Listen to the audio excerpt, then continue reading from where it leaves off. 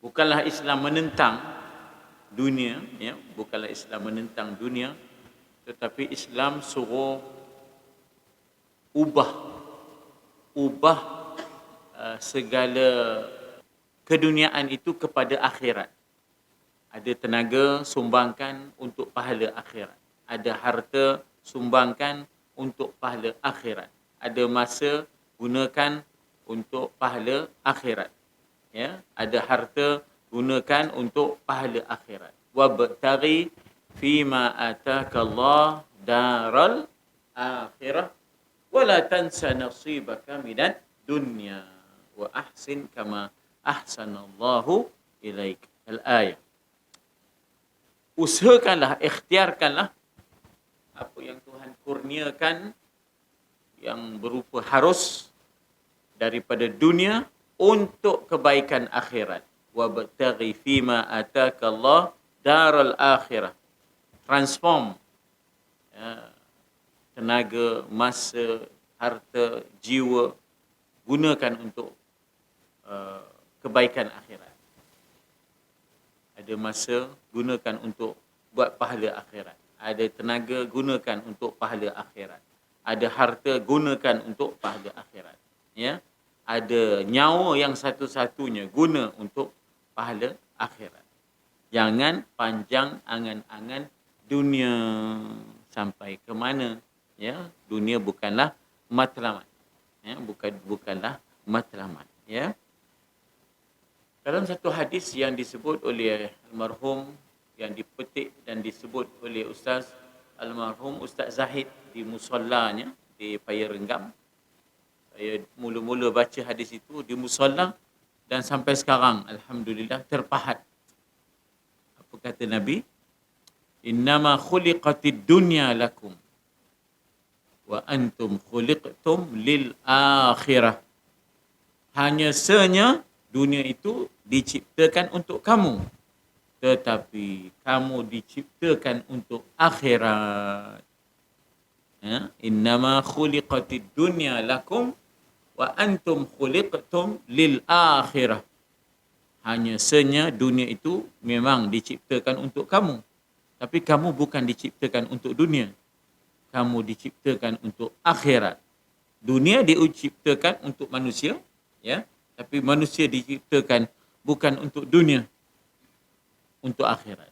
Dunia sementara, akhirat selamanya. Ya, orang kaya mati, orang miskin mati, rakyat biasa mati, raja-raja pun mati. Cuma raja sebut mangkat. Itu je. Hak tu lah kata Kelantannya. Ya. Saya belum baca lagi kitabnya, baru muqaddimah. Ya tak? Nak masuk tu pero-pero dulu. Ya tak? Pero-pero dulu nak masuk. Kan? Kena ada pero-pero. Ya, ya tak? Tak ada terus. Masuk. Ya tak? Nang. Jadi, muka surat 111. Jumpa dah ya? Ada. Ngangguk juga. Babnya ialah bab 26, iaitu panjang angan-angan. Maksudnya jangan angan-angan majnin.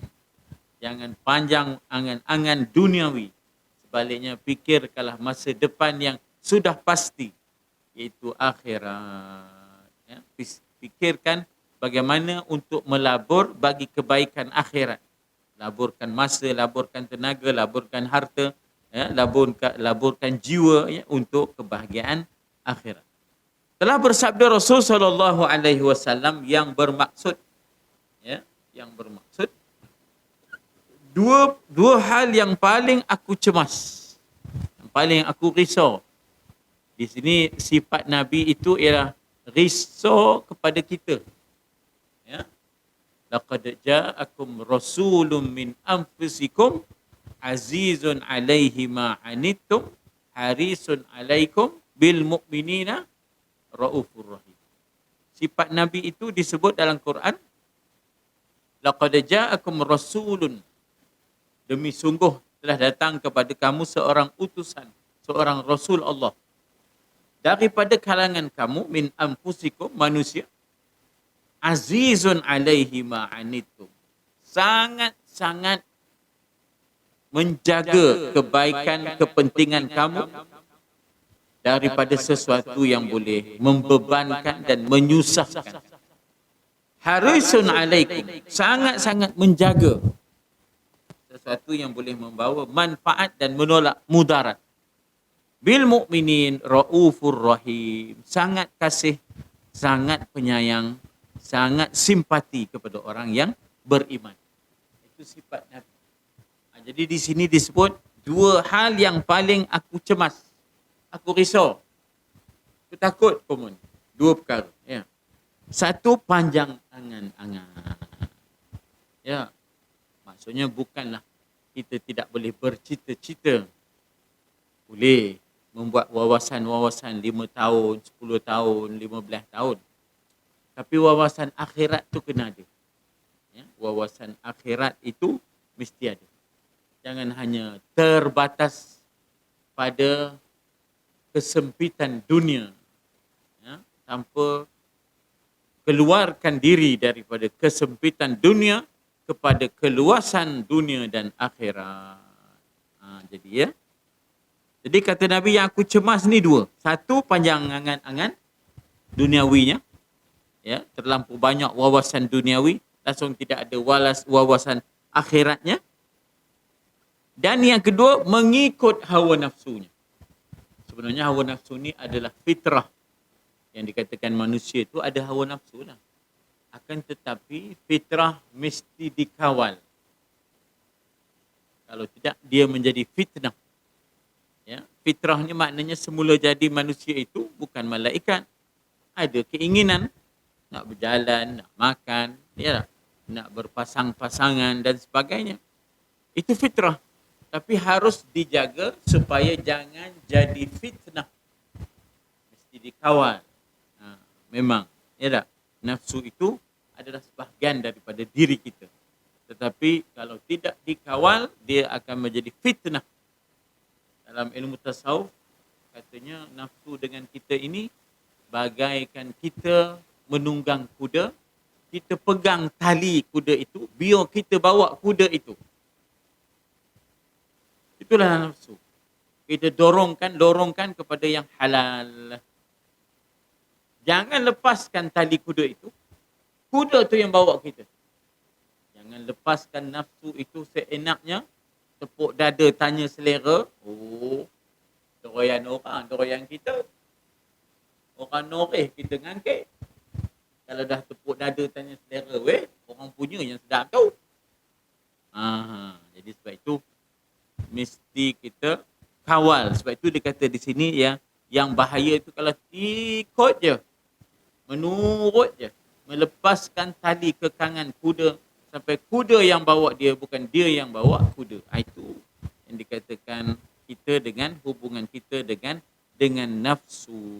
Jadi Islam tidak menekan, menghalang sampai tak boleh kahwin pula, sampai tak boleh berjalan pula, sampai tak boleh makan sedap pula. Islam tak begitu. Islam suruh makan sedap, bahkan sunat makan daging seminggu sekali. Biar ada tenaga. Ya tak? Sudah cenderoyong je, apa keheh. Ya. Orang Buddha, dia pun tak makan daging. Orang Buddha, dia pun tak makan daging. Jadi, sedangkan fitrah manusia sukakan daging. Satu hari tu, di RNR, saya berbaris lah nak ngambil lauk ni dekat RNR. Depan saya tu 3 orang Sami. Tekuih. Kenapa? Dia pun nak ngelokkan daging. Kenapa? Dalam sayur pun ada daging. Ada ayam. Dia pun tak boleh. Jenuh lah nunggunya weh. Sudahnya awak letak pinggan, cari kedai lain. Pak lalu teman. Tak? Nunggu dia mau terkuih. Kuih. Lantaknya orang Sami perempuan berbotak. Apa pula kopi itu? Allah Ta'ala suka indah. Innallaha jamil. Ya tak? Allah Ta'ala sukakan keindahan. Apa kerja dicukur kenin pula? Jadi bercanggah dengan fitrah. Tapi dia pantang-pantang daging, tang droyan dia pun tak pantang. sekali tu disimpan 4 botol ya. Dia mau berhenti 3 orang sami. Awak kan jantan. Open faham dia tak? Dia menawar doyan. Tak tahan dia meweh. Daging boleh lagi dia mau pantang. Doyan tak terpantang dia meweh. Dia tak? Udah dia mencium bau pula dah. Doyan. Jadi katanya sesungguhnya panjang angan-angan itu nanti melupakan akhirat. Ya, sampai lupa kematian. At any time, at any place, tidak. Kematian itu boleh berlaku bila-bila dan di mana-mana. Allah. Jadi terlalu panjang angan-angan, jangan lupa kalaulah aku mati ya Allah, aku maafkan segala kesalahan-kesalahanku, kesalahan-kesalahan orang terhadap diriku, aku takkan simpan dendam. La taj'al fi qulubina ghillan lilladzina amanu rabbana innaka raufur rahim. Sebelum tidur ya, Nabi pesan, ya Allah, doalah, ya Allah, janganlah simpan dalam hatiku merasa bebal dan dendam kepada orang-orang yang beriman. Jadi sebelum tidur kita maafkan orang.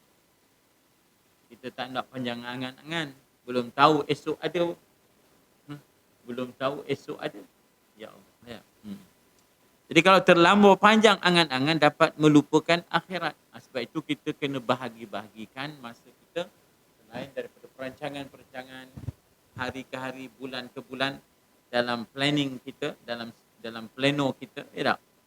Dalam diary kita, dalam kita punya maknanya apa dipanggil planning management kita. Tapi jangan lupa habuan-habuan akhirat, ya. Jangan lupa itulah yang mesti kita utamakan sebab bila-bila masa Allah Ta'ala boleh panggil kita. Jadi katanya di sini, satu dapat melupakan akhirat. Sedangkan itu kalau panjang angan-angan ya. Sedangkan hawa nafsu menjauhkan diri dari kebenaran. Dia jadi sombong, takabur, tak mau tunduk kepada kebenaran. Ya, kerana terlalu sangat mengikut nafsu. Fir'aun, Namrud, ya, ini orang-orang contoh yang sombong dengan kekuasaan. Qarun, sombong dengan kekayaan. Haman, sombong dengan kedudukan. Jadi akhirnya tak mau tunduk kepada Nabi Musa, tak mau tunduk kepada kebenaran. Walaupun Nabi bawa kebenaran, Nabi Musa bawa kebenaran. Qarun terlalu sombong dengan maknanya kekuasaan. Haman dengan kedudukannya. Ya. Qarun dengan kekayaannya. Bila dah begitu mengikut hawa nafsu, menjauhkan, maka dapat akhirnya menjauhkan diri daripada kebenaran. Wa amma man khafa maqama rabbih wa nahan nafsa 'anil hawa fa innal jannah hiyal ma'wa. Adapun orang-orang yang takut Tuhannya, tunduk kepada kebenaran, walaupun bercanggah dengan nafsunya. Wa nahan nafsa 'anil hawa, dan dihalangnya nafsu daripada kerendahan, fa innal jannah hiyal ma'wa, syurgalah tempat kembalinya. Aku jamin 3 orang dengan 3 hal. Kata Nabi, aku jamin 3 orang dengan 3. Ini yang saya sebut tadi bahawa sifat Nabi itu sangat menjaga harisun alaikum. Sesuatu yang boleh membawa manfaat dan menolak mudarat, itu yang akan Nabi utamakan untuk umat. Sesuatu yang menekan dan membebankan, Nabi akan usaha dan ikhtiar untuk meringankan. Itu sifat Nabi sebagai pemimpin. Jadi Nabi pun kata, aku jamin 3 orang dengan 3 hal. Tak dapat tidak. Pertama, orang yang gila dunia, ya, orang yang gila dunia, orang yang rakus mengumpulkan dunia, orang yang kikir harta benda. Apa jaminnya? Jawabnya, fakirlah dia. Itu jaminan Nabi. I can guarantee you, I can confirm. Ya tak? Siapa? Orang kalau dah gila dunia, tak cukup-cukup. Fakirlah dia. Ya, kalau dah gila dunia, fakirlah dia. Bukan tak boleh dunia, tapi jangan gila dunia. Dunia jangan sampai masuk dalam hati. Biar di tangan je. Senang je. Senang je membantu. Senang je mewakaf. Senang je menghulurkan menjadi tangan yang di atas. Itu. Maknanya dunia tidak masuk dalam hati. Dunia hanya di tangan. Ya tak? Wa mimma razaqnahum yunfiqun. Apa yang kami rezekikan, mereka akan infak. Lalu je tabung, dia mau bahkan daripada rumah lagi dah siap dah. Duit nak masuk dalam tabung sekarang. Ya tak? Hari Jumaat ke, pasal orang ngaji ke. Tak ada pula bila lalu tabung, dia malap. Lelap. Tidur. Lepas je tabung, dia pun jaga pada. Cacin betul nak. Tak ada orang itu, ya tak? Gembira dan senang. Tapi kalau dah mabuk dunia, aku jamin kefakiran yang tidak akan kaya-kaya sudahnya. Dan katanya kalau yang rakus mengumpul dunia, jama'a mala wa'addadah, himpun kira. Himpun kira. Tak ada tolak. Kira nak campur je. Maka Nabi jamin sibuk yang tak ada sudahnya. Mata dah tak apa nampak, jalan dah cenderoyong. Tapi dia kerana tamak, temea ni tadi. Bahasa orang lama temea. Tulis dulu, Yan. Temea. Kalau dah tamak, kalau dah temea, kata Nabi, aku jamin. Sibuk yang tak ada kesudahannya. Malam serupa siang, siang serupa malam, ada hujan serupa tak ada hujan. Ya tak? Mencari dunia. Ya, sampai seliparnya pun, selipar Jepun ikat dengan tali rapia ni tadi. Punya nak mencari dunia ni tadi. Ya tak? Selipar Jepun ikat tali rapia. Ya Allah, ya Tuhan. Punya nak mencari dunia, ya tak? Sibuknya dengan dunia ini, selipar pun tak berganti. Dan yang ketiga katanya, kalau orang yang kikir, kedekut, aku jamin apa? Sulit yang tidak ada pernah jalan keluarnya. Susah, rumit hidupnya. Kalau dah bakhil, kalau dah kedekut, ya tak? Bayar duit makan pun pakai duit sekupang. Duit makan di kedai, ya tak? Atau berapa? Sekian. Bila nak bayar orang keluar duit sekupang, dua kupang. Berapa banyak lah masa mu kira. Kan? Jadi akhirnya akan susahlah hidup. Tidak ada pernah jalan keluarnya bagi orang yang maknanya kedekut. Ini jaminan Nabi. Pertama, kalau orang yang gila dunia, kata Nabi, akan fakirlah dia. Ya? Tidak akan kaya sampai kesudah. Yang kedua, kata Nabi, kalau orang yang rakus pula, tamak, ya, maka kata Nabi, aku jamin sibuk tak henti-henti, tak ada sudah. Yang ketiga kata Nabi, kalau orang yang kikir, orang yang kedekut, ya, tak akan senang hidupnya, sulit, susah, tak ada jalan keluarnya. Boleh ke tu Pak Zali? Ya, baik tangga tu kerang rabab. Allah, 92. Ya, 29. Kita entah lebih, ya tak? Macam mana? Jauh lagi jarak tu. Ya.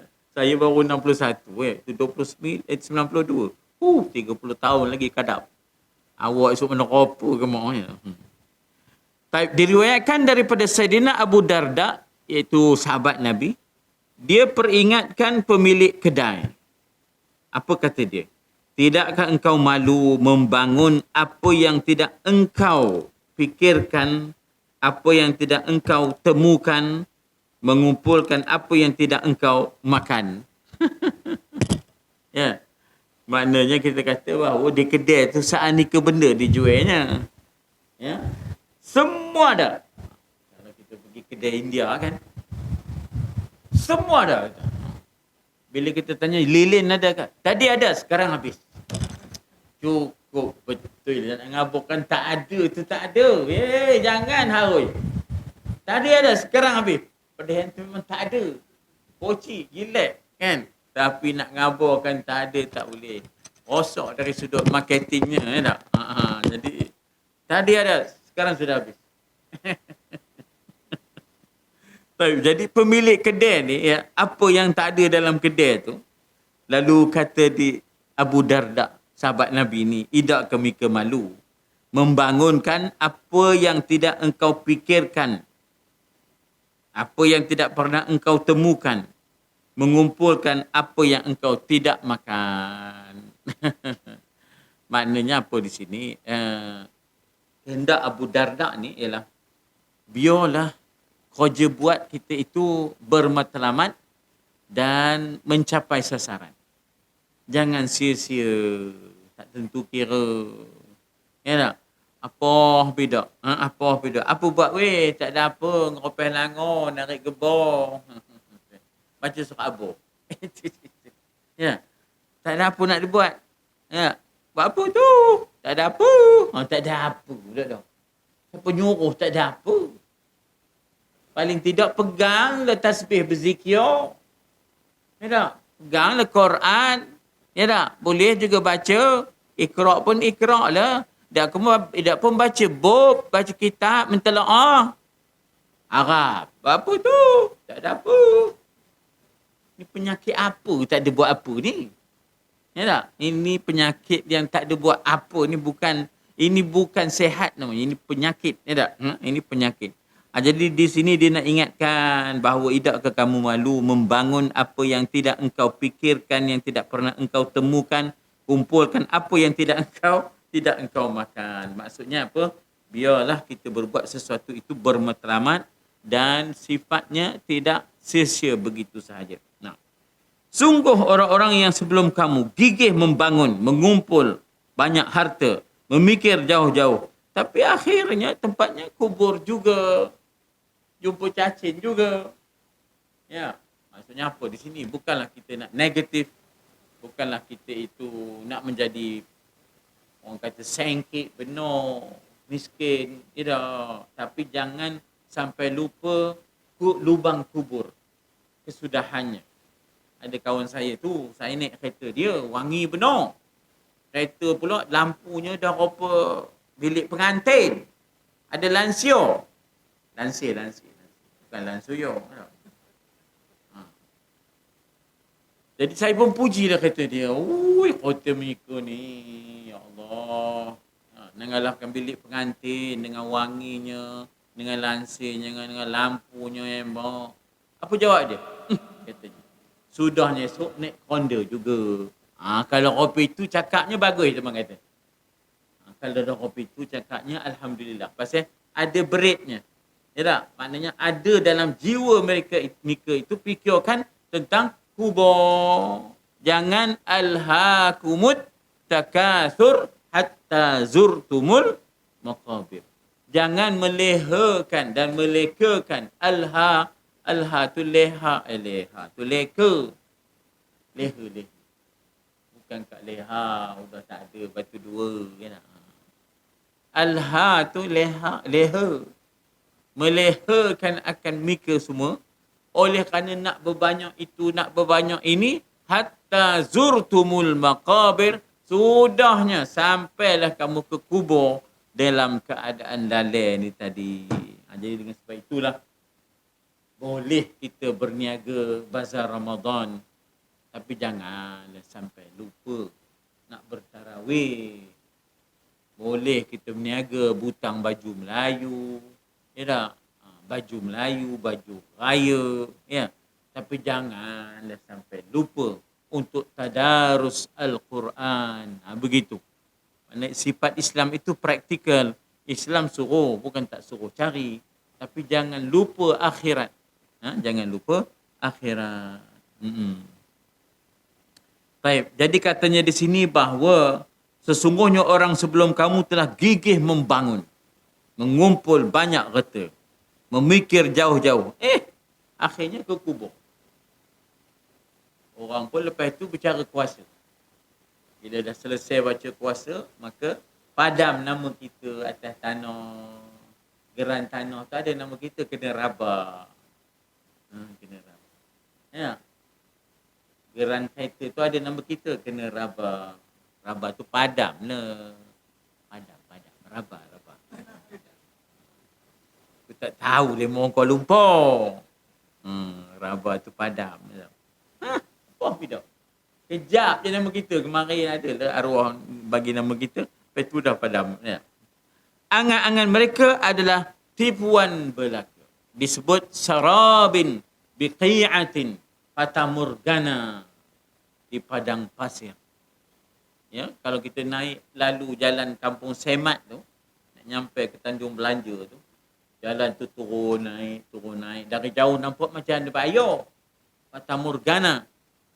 Bila pergi dekat, haram ada. Ya, maknanya disebut dalam Quran kasarabin biqi'atin yahsabuhu adh-dham'anu ma'a lam yajidhu syai'a. Ya, yahsabuhu adh-dham'anu ma'a, bila disangkakan bahawa ia oleh orang yang dahaga itu air, bila pergi dekat lam yajidhu syai'a, bagai musafir haus di tengah padang pasir. Ya, itu lagu S. Effendi. Topi ingat ni lagu S. Effendi, ya tak? Kami masa tu kecil-kecil lagi, baru 5 tahun, 6 tahun. Jadi orang musafir haus tu di tengah padang pasir, nampak dari jauh macam ada air. Bila pergi dekat haram.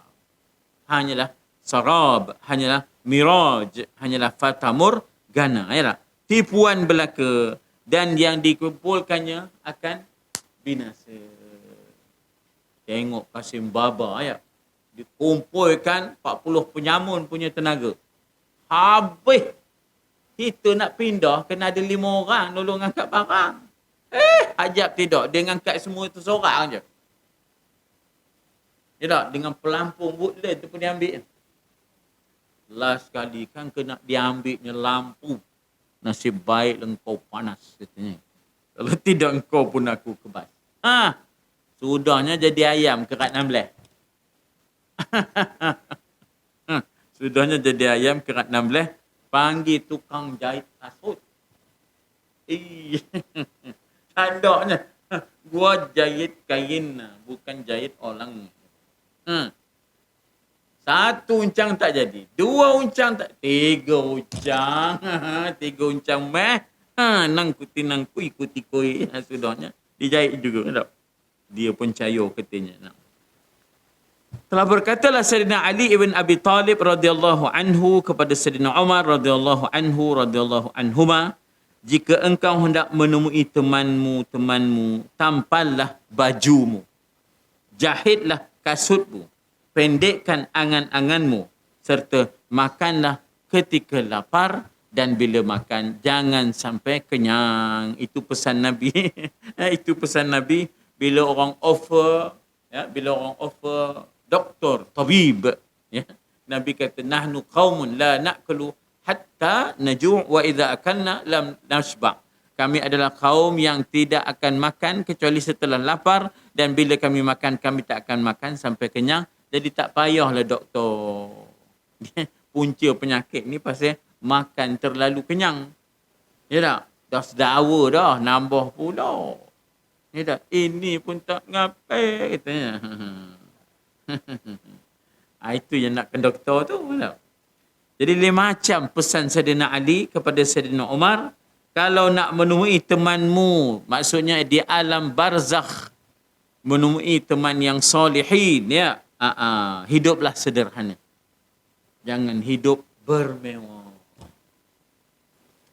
Ada orang sedang memohon peguamnya agar dapatkan balik braceletsnya, $220,000. Bracelets ni rasa saya gelap. Ya. $220,000. At the same time, Samir Hamlah yang sebenarnya punya kedai emas di Lebanon, Lebanon minta pasal sebenarnya si pulan yang order tu tak bayar lagi, seduit pun belum. Lepas tu kena sita ya oleh polis. Jadi disimpan di bank negara. Bracelets alone cost dia ialah 220,000 US, almost 1 million Malaysia. So peguamnya kata anak government saya nak tuntut gelang tu yang 220,000 US sama dengan 937,000 Malaysia. Almost 1 million.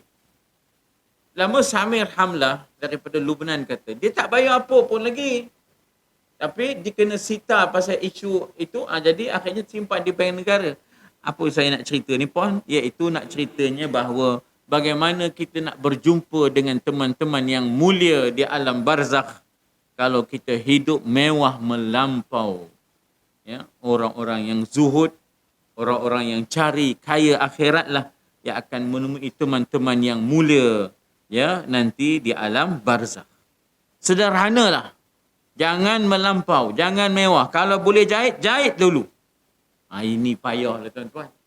Budak-budak sekarang ni kira beli baru saja. Ya tak? Tak reti dia menampai-nampai ni. Sebab itu tayar bersika pun kadang dah tak ada bertampai. Terus beli baru je weh. Ya, macam kita kemarin beria benar, bola pun bertampai dulu. Bola pun bertampai, ya tak?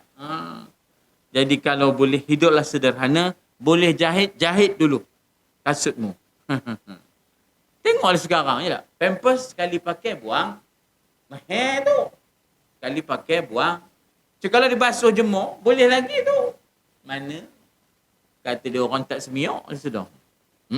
Maunya kata demo ya. Jadi katanya pendekkan angan-anganmu ya serta makanlah ketika lapar. Jadi ini pesan Saidina Ali kepada Khalifah Umar Al-Khattab, maknanya biarlah pemerintah itu jangan mewah ya, hiduplah sederhana untuk menjadi contoh kepada rakyat. Apalah mampu menjadi contoh kalau pemerintah itu bermewah-mewah. Ya, tiang rumah pun udah besar balok. Udah besar balok. Ada apa? Terbilik dalam rumah pun 18. Bila saya pergi bermalam di satu rumah tu, yang 18 bilik tu, udah tak jumpa mana ruang makan. Paksa ada pula, nasib baik ada dipanggil intercom. Pakai intercom tu. Datuk minta maaf, Datuk saya dah tak jumpa tempat makan mana Datuk. Oi. Atuk rumah kita besar lubang hidung je. Ini rumah 18 bilik ni tak? Itu masa saya di Riyadh dululah. Ya, masa saya di Riyadh dulu. Baik, jadi katanya di sini bahawa bagaimana Adam alaihissalam berwasiat kepada anaknya Syis dan diperintahkan agar wasiat itu ataupun pesanan itu disampaikan kepada anak cucu Bani Adam. Ya, memanglah kutiba alaikum idza hadara ahadakumul maut in taraka khairanil wasiyah. Ya, diwajibkan ke atas kamu apabila ada tanda-tanda kematian, tinggalkanlah pesan-pesan dan wasiat. Nah, jadi apa pesan Nabi Adam kepada anak cucunya? Ada 5. Pertama Nabi Adam berkata kepada anak cucunya, katakan kepada putera-puteramu, iaitu wahai Syis, maknanya pesankan pada cucu hamba, cicit hamba, janganlah kalian terpaut, terikat kepada dunia. Dia bawa siang ke surau, orang buat makan-makan sikit. Haram lah orang nyebut siapa yang bawa pecel, siapa yang bawa kemahang. Teman lah yang bawa tu. Hiduplah dia menggempur. Licin sentai di demo. Pecel teman, kemahang teman. Hiduplah dia menggempur. Siapa yang bawa kemahang? Udah lah itu siang apa lebu. Meto lah. Meto lah. Meto mula lebih sen. Ya, asal nengok je siang sampai ke surau. Itu ke pun siang aku pun. Ya. 3 bulan cerita siang tu tak habis. Itu kepusian tingkat. Oh, aku beli Padang Besar kemarin. Terpaut-paut pada dunia. Let's bygone be bygone. Yang sudah tu sudah dah. Niatkanlah untuk hadiah kepada orang dan orang pakai dapat pahala, kita pakai dapat pahala. Ya, kita pakai dapat pahala pula. Orang pakai kita dapat pahala. Mengapa? Sudah kita niatkan, sudah sedekah pada orang dah. Jangan terpaut kepada dunia sementara. Ya, jangan terbawa-bawa. Sesungguhnya aku di syurga terpaut dengan yang tidak seberapa. Syurga, langit, dunia dulu. Ya, dikatakan wa kula minha ragadan haitsu syi'tuma wala taqraba hadhihi syajarah. Makanlah, minumlah sepuas-puas. Cuma jangan dekati pohon khuldi ini. Aku dah terpaut. Ya dah. Akhirnya dimakannya juga, dilanggarnya perintah Allah. Ya. Padahalnya terpaut dengan yang tidak seberapa. Lalu dihukum, diusir daripada syurga langit dunia. Uskun anta wa zawjuka. Ya tak? Turunlah kamu, ya, ihbitu minha jami'ah. Ya, turunlah kamu daripada syurga ini. Kemudian Allah mengeluarkan aku darinya, iaitu daripada syurga di langit dunia. Baik, pesanan Nabi Adam yang kedua, katakan kepada anak cucu, janganlah kalian turutkan kehendak isterimu. Sesungguhnya aku telah menurut kehendak isteriku Hawa. Tergelincirnya iblis kerana nafsu, ya, kerana sombong, bongkak dengan keturunan. Ana khairu minhu, khalaqtani min nar wa khalaqtahu min tin. Tergelincirnya Adam kerana nafsu, nak makan. Ya, lagi sekali, tergelincirnya iblis yang asalnya namanya mulia, Azazil, bertukar menjadi iblis. Apa makna iblis? Putus daripada rahmat Tuhan apabila dia terbawa-bawa dengan nafsu. Apabila dia sombong dengan keturunan. Dan kemudiannya tersingkirnya Adam alaihissalam daripada syurga kerana terbawa-bawa dengan nafsu, nak makan juga benda yang dilarang. Ya, kan? Jadi katanya, sungguh aku telah menurut kehendak isteriku. Aku makan syajarah. Fala taqraba hadhihi syajarah. Namun akhirnya aku menemuikan penyesalan. Ar-rijal qawwamuna 'alan nisa. Lelaki menjadi pengurus kepada wanita. Sebagai pengurus, dia berhak untuk dengar pendapat kedua daripada isterinya. Tetapi keputusan akhirnya adalah dia, si suami. Mendengar pandangan kedua itu suatu kemuliaan sebagai kawan untuk berfikir. Ya, mendengar pandangan kedua daripada pasangan, daripada anak, daripada rakyat, itu mulia. Sebab itu sebagai kawan untuk berfikir. Tapi keputusan akhirnya kita lah yang buat. Ya, suamilah yang buat. Ya. Maksudnya, tak boleh hawa. Tuhan dah khabar, fala taqraba hadhihi syajarah. Makanlah yang lain, minumlah yang lain. Tapi Tuhan dah pesan hawa. Hawa di sini Siti Hawa, lemak kita kemarin. Tak boleh, yang ini tak boleh. Jadi mestilah tegas dalam konteks itu seorang ar-rijal, seorang suami sebagai pengurus keputusan akhirnya dia. Bukan di tangan isterinya. Itu pesanan Nabi Adam kepada Syis supaya berpesan kepada anak cucunya. Ketiga, katakan kepada mereka, jika hendak berbuat, fikirkanlah apa akibahnya. Apa dia punya consequence, apa dia punya implikasinya. Jangan sekadar tepuk dada tanya selera nak buat je weh. Tapi fikir on the other side, kata orang putih. Sebab itu orang tua-tua dia ada sebut fikir kenang. Ya tak? Macam mana? Fikir kenang, tengok petia. Tengok petia. Ya. Ada fikir, ada kenang. Ada kenang yang silam, ada fikir yang akan datang. Betul apa? Biar ada pandang telik. Orang tu. Pandang dengan mata kepala, telik dengan mata hati. Bila nak buat sesuatu tu, ya tak? Biar ada pandang telik, pandang dengan mata ni, mata hitam ni, telik dengan mata hati. Bila nak buat sesuatu itu, biar ada fikir, biar ada kenang yang silam sejarah, dan biar ada fikir yang akan datang. Jadi fikirkanlah apakah akibahnya, apakah kesudahannya. Kalau aku fikirkan akibatnya, tentulah aku tidak menerima nasib ini, kata Nabi Adam alaihi salam. Yang keempat, jika hatimu terpaut oleh sesuatu, tinggalkan saja. Benda dah kita gemar ya. Benda yang kita gemar tu kita kena stop. Bukan senang ya. Kata Nabi Adam, kalau dah gemarkan sesuatu itu, berhentilah, stoplah. Well, itulah apa yang kita untai pun. Kalau dah gemar ya. Katalah apa, kita gemarkan gulai kemahang. Itulah pun biasa orang bawa gulai kemahang, kita nguntai yang itu ya. Dah. Tinggalkan. Kenapa? Bagi habuan pada orang lain, kamu dapat pahala besar. Wa yu'thiruna ala anfusihim walau kana bihim khasasah. Mengenepikan keselesaan diri untuk orang lain, itu adalah kemuncak persaudaraan. Ya, kita gemarkan benda itu macam mak kita, ayah kita kemarin ya. Dia tak makan lauk. Dia mencubit lauk untuk kita. Sampai ke gilir demo tu, dia memakan ekor dengan kepala je. Itu mak ayah dulu.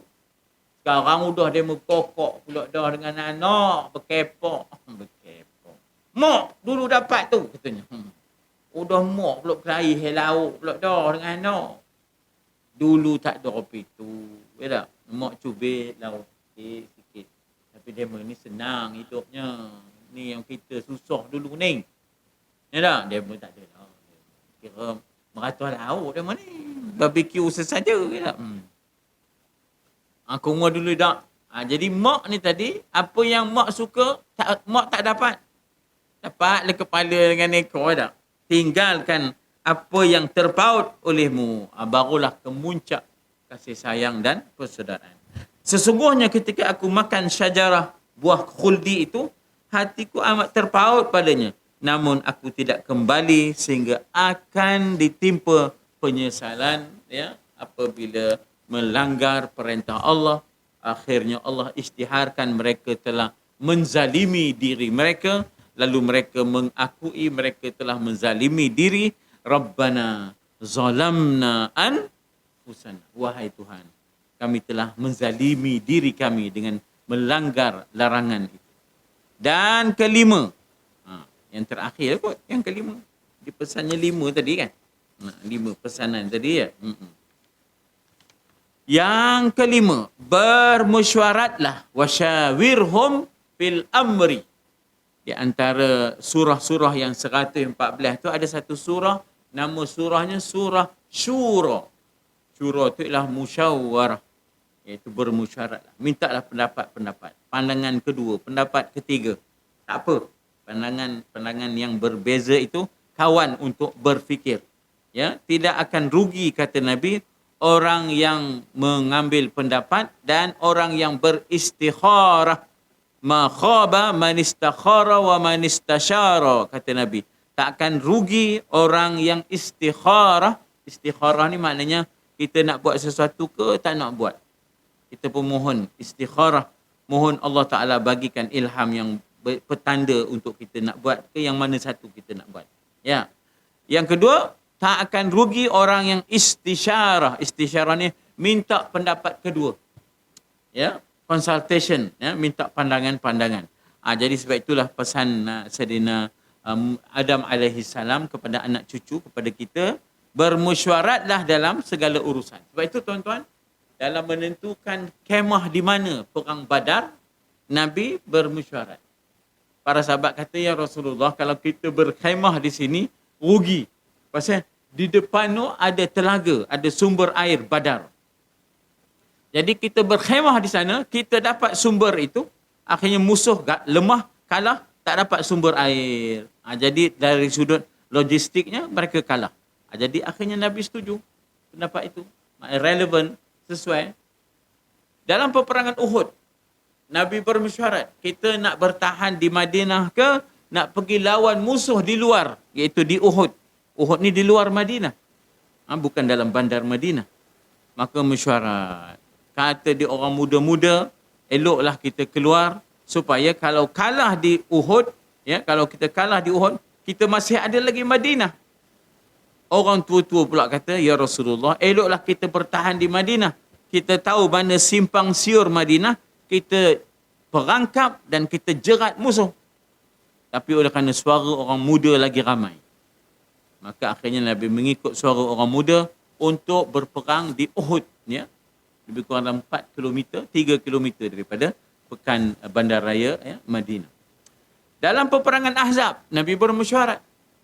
Kata dia Salman, kami dulu ya Rasulullah masa di Parsi, Salman Al-Farisi, ya, bukan Salman Hindustani itu, bukan. Kami dulu kalau kena kepung opini ya Rasulullah, kami gali khandak, kami gali parit. Jadi musuh tak dapat masuk melintas. Setuju. Nabi setuju. Jadi nampak, maknanya Nabi cukup memuliakan permesyuaratan. Ya? Itulah pesan Nabi Adam AS dalam segala urusan. Fasyawirhum fil amri.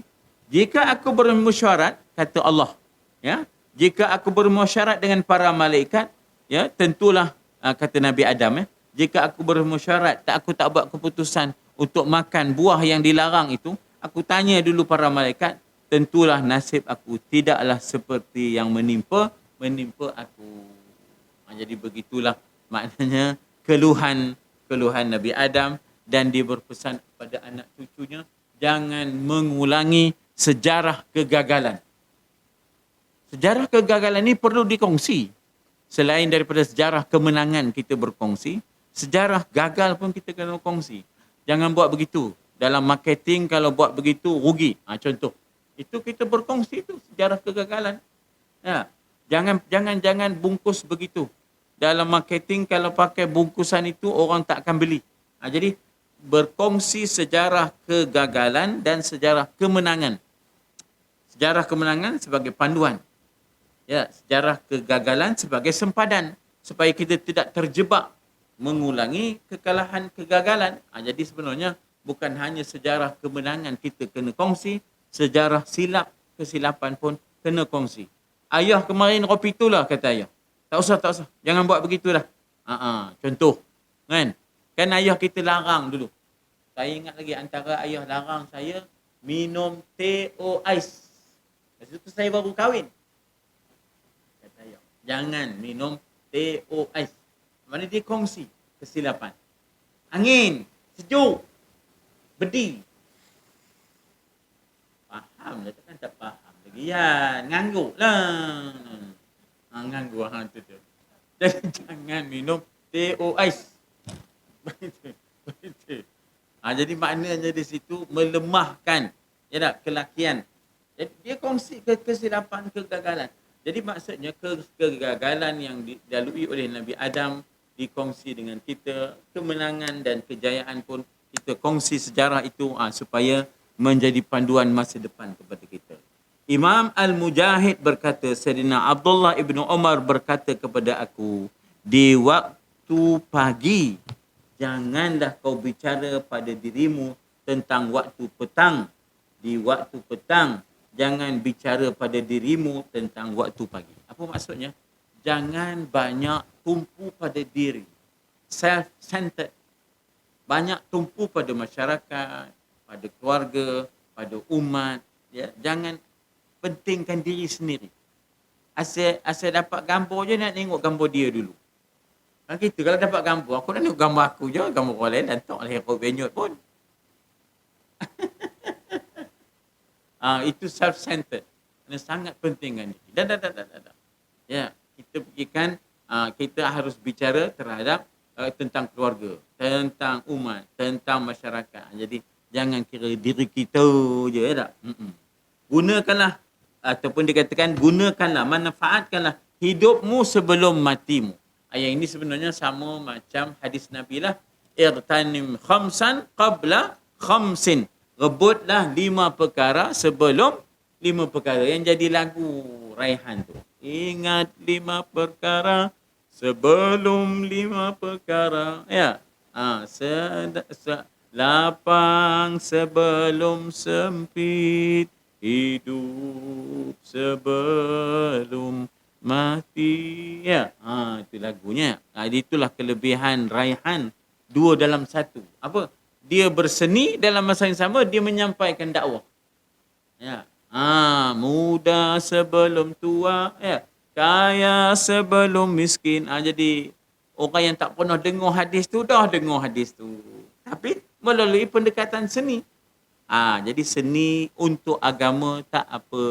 Janganlah seni untuk seni semata-mata. Ya? Jangan seni untuk seni semata-mata. Jadi katanya di sini, gunakanlah hidupmu sebelum mati, sihatmu sebelum sakit. Engkau tidak tahu apa yang menimpamu esok. La tadri nafsun madza taksibu ghada wala tadri nafsun bi ayyi ardin tamut. Dalam Quran kata begitu. Seorang itu takkan tahu apa yang bakal dibuatnya esok. Seorang itu tidak akan tahu bumi mana yang dia akan mati. Ke bumi tak kena orang kiri, tak kena orang kanan, tak kena, ya tak? Mana pula ke bumi demo ni bukan ke dikubur besar. Rupanya dia ke bukanlah rimba piatu pula. Kena juga kalau rimba piatu tu kena. Siapa kena? Rupanya mbah-mbah nak meninggal tu bawa dia anak ke Presin 8 Putrajaya. Udah meninggal sana.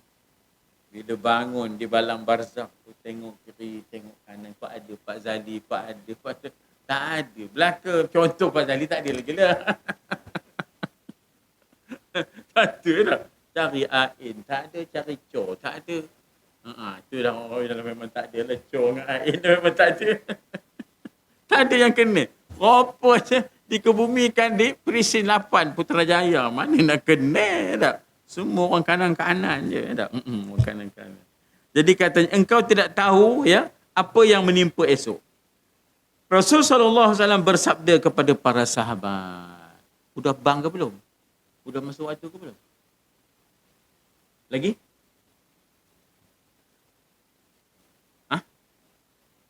Belum masuk dah? Ish, megap untuk kabur. Pakai lebrik ke tapi. Jadi berhenti di situ ya. Rasulullah SAW bersabda yang bermaksud kepada para sahabat. Saya mohon maaf sebab kita tak baca kitab Bahrul Mazi seperti yang dijanjikan. InsyaAllah bulan depan lah. Kita masih lagi mood hari raya. Jadi kita ngaji satu kitab dulu. Ya tak? Ambil yang ringan dulu. Ya tak? Akan datang barulah kita mengaji 2 kitab sekali. Berasap. Ya tak? Tapi sebelum kita tangguh pengajian, kau ada pandangan, soalan, dipersilakan. Ya.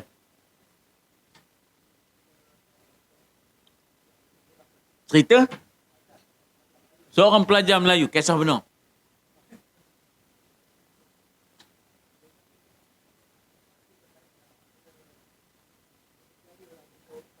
Ya, di Kuala Lumpur.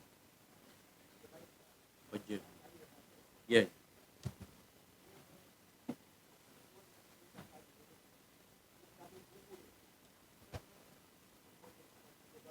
Ya. Hindu.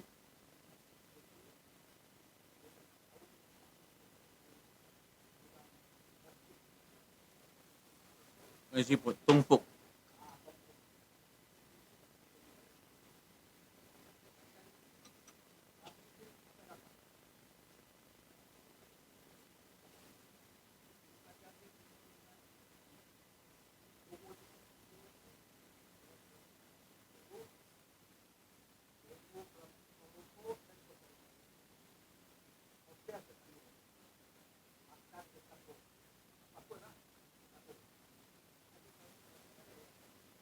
Nah, di dalam hadis Nabi kata, "Man lam yashkurin nas, lam yashkurillah." Siapa yang tidak berterima kasih kepada manusia, sungguh ia tidak berterima kasih kepada Allah. Jadi dengan sebab itulah, atas dasar kita berterima kasih kepada guru kita, ya, maka dengan sebab itu sebaik-baiknya adalah kita cuba menjejaki guru dan berbuat baik, ya, dan kebaikan seseorang itu tidak akan disia-siakan. Termasuklah si kafir misalnya. Dia membuat kebaikan dapat meringankan siksa. Orang kafir oleh kerana tak ada syahadah la ilaha illallah, maka dia tak dapat masuk syurga. Tetapi amalan baik dia itu tidak Tuhan sia-siakan, ada pertimbangannya untuk diringankan siksaan. Itu yang berlaku kepada Sayyidina Abu Talib, minta maaf, yang berlaku kepada Abu Talib, ya. Apabila disebut inna ahwanan nasi azaban yaumal qiyamah, sesungguhnya orang yang paling ringan azab di hari kiamat esok ialah rajulun yudha'u ala akhmasi qadamaihi jamratan, seorang laki-laki yang diletakkan di tapak kakinya dua bara api, lalu yaghli dimaruhu, menggelegaklah otaknya. Ya, itu seringan-ringan. Siapa orang ini? Abu Talib. Kenapa dia dapat ringan? Sebab dia ni terlalu baik kepada Nabi. Kemana Nabi dakwah, dia pergi dan dia akan melindungi Nabi dengan pengaruh dia. Jadi oleh kerana itu Allah Ta'ala yang maha adil akan mempertimbangkan untuk meringankan siksaan. Jadi maknanya kebaikan orang kafir Allah pertimbangkan untuk diringankan siksaan. Cuma nak masuk syurga kena adalah syahadah la ilaha illallah. Jadi apa yang dibuat oleh anak murid itu satu benda yang wajar dan itulah sepatutnya menjadi panduan pengajaran kepada semua. Ya, kadang-kadang ada anak murid dia buat tak nampak gurunya. Saja dia ngelak. Itu memang anak murid tak ngasi benar. Jangan buat begitu ya. Bukan saya nak kata siapa itu. Ini nun belah-belah sana nun, belah pasir berdengung. Allah. Ya. Itu orang. Tak tahu lah kisah benar ke tak. Sekolah keliput. Benar lah. Cikgu tu Cina.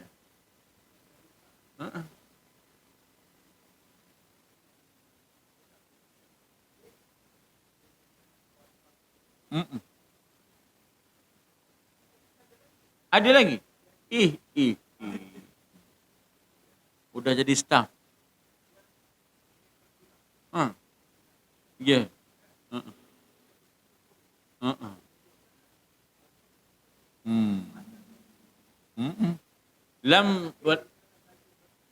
Laisa minna man lam yuwaqqir kibarana. Bukan daripada umatku orang yang tidak menghormati orang tuanya. Sama ada orang tua itu adalah dahulunya gurunya ke, ayahnya ke, ataupun pemimpinnya ke, ataupun pengurusnya ke. Sepatutnya likulli maqam maqal. Bagi setiap kedudukan itu ada laras bahasanya. Maka tak bolehlah gunakan bahasa yang tak selayaknya. Ya, yang tak selayaknya. Dia telah menjadikan kamu manusia. Ya, dia telah mendidik kamu, telah melahirkan dan menjadikan kamu manusia. Tiba-tiba kamu mengeluarkan perkataan yang besar maknanya. Maknanya apa? Besar sungguh dosanya. Kerana mengeluarkan kata yang tak selayaknya, dan kita harus faham bahawa di antara yang akan dihitung esok bukan hanya hablum minallah. Yang akan dihitung esok termasuklah hubungan kita sesama manusia, hablum minannas. Ya. Sehingga nanti akan ada orang yang muflis di akhirat. Kerana apa? Kerana cakap-cakapnya yang cabul, yang cemar itu terhadap orang lain. Akhirnya pahala semayang puasanya sebahagiannya dipindahkan kepada orang yang ia zalimi, orang yang ia cerca, orang yang ia maki tadi. Sampai muflis. Kalau dah terlalu banyak, terlalu ramai orang yang dimaki, yang dicerca, yang difitnah. Terlalu ramai orang yang dimakan hartanya tanpa kebenaran, tanpa kerelaan dan sebagainya. Sampai muflis lah. Itu ada hadisnya. Itu ada hadisnya. Subhanakallahumma wa bihamdika asyhadu an la ilaha illa anta astaghfiruka wa atubu ilaik. A'udzu billahi minasyaitonir rajim. Bismillahirrahmanirrahim. Alhamdulillah, wassalatu wassalamu ala Rasulillah wa ala alihi wa sahbihi ajma'in. Allahumma anfa'na bima 'allamtana wa 'allimna ma yanfa'una wa zidna 'ilma. Allahumma akhrijna min zulumatil wahmi wa akrimna binuril fahmi waftah 'alaina bima'rifatil ilmi. Sahil akhlaqana bil hilmi wa sallallahu ala sayyidina Muhammadin wa ala alihi wa sahbihi wasallam. Walhamdulillahi rabbil alamin. alamin. Taqabbalallahu minkum